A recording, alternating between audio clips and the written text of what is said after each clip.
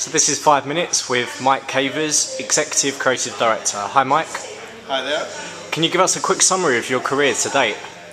A quick summary? Quick summary, yeah. Okay. I'm Scottish, as you can tell by my accent. I was born in India, probably spent most of my life out of Scotland. But I've had a passion for design since the age of about 6 or 7 when I told my parents I wanted to be a graphic designer, and they didn't even know what it was. But I achieved that ambition, graduating from Dundee Art College, came down here, went to the London College of Printing. Bizarrely, you had to do French as a subject there. I left the LCP in the middle of the year to go and work for a guy called David Pocknell, who ran a company called David Pocknell's Company, and to be honest was the best break I had in my life. You used to have to stand at your desk, you weren't allowed to sit down, and every day you had to prepare his equipment before you started doing any work. And what year was this roughly? Oh, 1979. Okay. 1980.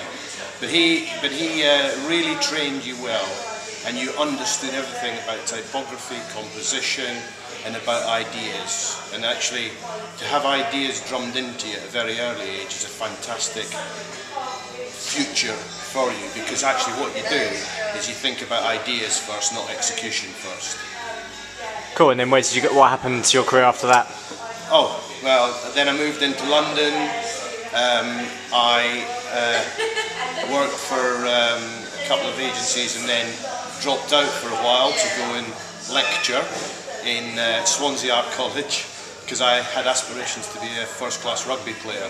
Okay. And you were allowed to play rugby on a Wednesday for the college team, and at the same time I then played rugby on the weekends with the local teams in Swansea. Unfortunately I wasn't good enough. I still enjoyed my beers too much probably, and I got headhunted back in to set up Y&R's design company called CYB, and then I moved into Cato Johnson, their sales promotion company, left there to work with Charles Garland and Juliet Timms to set up Limbo, BBH's below the line operation. Stayed there for 10 years and then moved into TBWA Payne Tracy, came back into Publicis Dialog after a stint in Amsterdam working on the Nissan account for a year.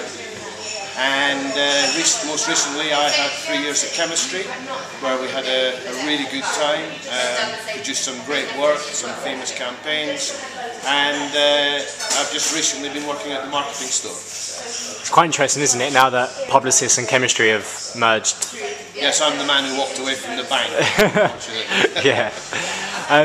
What do you look for in good creatives? Tenacity.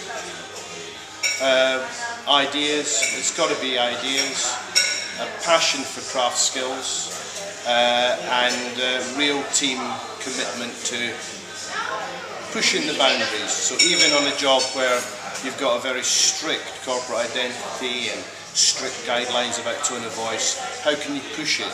How can you make it better, different, differentiating? What advice would you give to people that are looking to enter the creative industry today? Be really focused, understand what you're selling, what you're coming into, and really have a passion for ideas. And it's not just ideas as in an advertising ideas. Have a passion for theatre, have a passion for film, have a passion for art. Understand what other people like, not just what you like. And that leads me nicely into my next question, which was, what inspires you and who inspires you creatively? I've been very lucky. I had a tutor at college called Bob Miller-Smith, who absolutely had a passion for typography, which gave me my passion for typography. I worked with David Pocknell, who was part of a sort of movement of the time of people like Michael Peters and Company, Pushpin Studios in New York. So I had a great grounding. He influenced me greatly as well. And the fact that you're with BB&H, all of those have had a great influence on me in the way I think about creativity. Cool, okay. What are your interests outside of work? Rugby. I have an absolute passion for rugby. Do you still play? No, I need a new knee.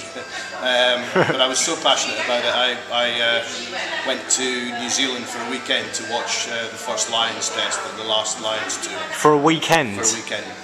Sorry, 2 Lions tours ago. Went for the weekend for the first game, and I went for 1 weekend in South Africa for the last game in the last Lions tour. Oh my god, that's crazy. So, it's crazy. How didn't you fall asleep during the game? No, you don't. You just keep going. God, just keep going. That is dedication, that is. No, but I love anything to do with the creative arts as well. I just recently saw the Grayson Perry exhibition, which anybody who wants to think creatively, go and have a look at it. Because it's about a single-minded thought that's driven through all his work for many, many years, and it's just beautiful, beautiful execution and the juxtaposition of the old and the new. It's fantastic. What's the best brand you've ever worked on? Audi was a great brand at BBH, without a doubt. Great brand to work on.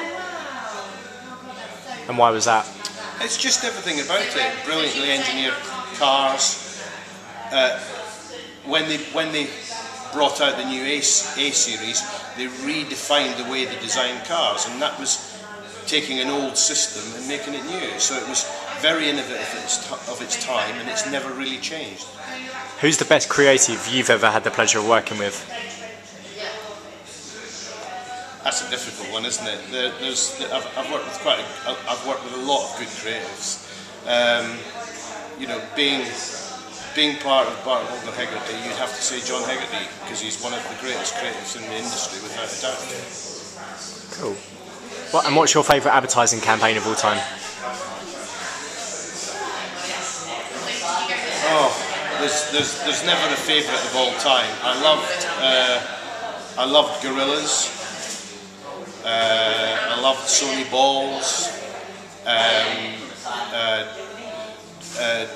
Droga 5 did something a couple of years ago at Cannes. It might have even been last year. A couple of years ago at Cannes, where they had they had an index. They followed the Nasdaq, dependent on the. I can't even remember the brand. Puma shoes, I think it was, okay. Where men and women disrobe depending on how the stock exchange is going. There's just so much good stuff out there that you can't say there's one best all-time ad.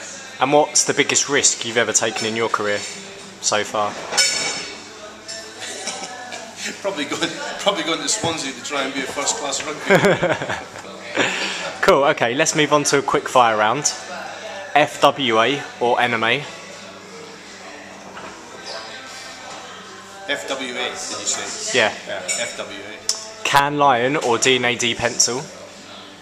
I'm kind of still in the D&AD camp. Okay. Digital design or graphic design? Neither, because I don't think consumers think of it like that. Creatives or suits? Neither. Everyone can be creative. Apple or Android? Apple for everything except my phone, which is Android. Degree or no degree? It doesn't matter. Web or mobile? Well, it's kind of going mobile. So it's web is mobile, mobile is web. Retained work or pitch work? I think retained with a partnership, a true partnership, will always produce better work. Independent agencies or networked agencies? Again, I think independent is correct for certain people, network is correct for big brands. Outsourced production or on-site production? I think outsource has to be the way forward. It's a commodity. Miami Ad School or Hyper Island? Hyper Island any day. Watford or Bucks? Bucks. And lastly... No, because I'm lecturing there next week. Okay. And lastly, Don Draper or Roger Sterling? Don Draper. Cool, thank you very much. Thank you.